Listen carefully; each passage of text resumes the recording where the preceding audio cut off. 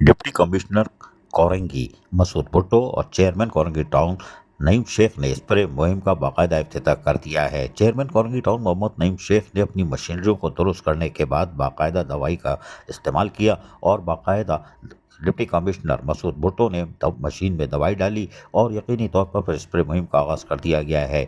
जरासीम कुछ अद्वियात के स्प्रे के लिए जहां स्प्रे मुहिम की जा रही थी, वो इस मौके पर अपोजिशन लीडर मोहम्मद हारून, PS95 सदर वक़ार लोधी, डायरेक्टर सैनिटेशन मोहम्मद यूनुस और दीगर अफसरान भी मौजूद थे।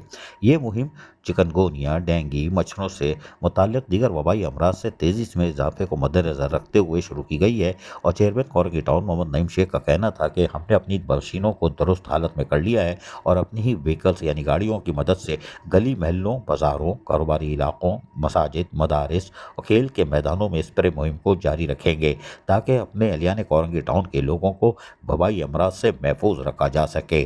कोरंगी टाउन अपने दस्तियाब वसाइल में रहते हुए जो भी एहलियान कोरंगी टाउन के लिए वसाइल फराम कर सकता है करेगा, और स्प्रे मुहिम भी उसी की कड़ी है। और हम अपनी मशीनरियों को दुरुस्त हालत में ला रहे हैं ताकि इजाफी तौर पर हम कोशिश करें कि अपने लैंड कोरंगी के लोगों को तमाम तर सहूलतें फराम की जा सकें। अजीज़ आरिफ, KBS बलियाती न्यूज़।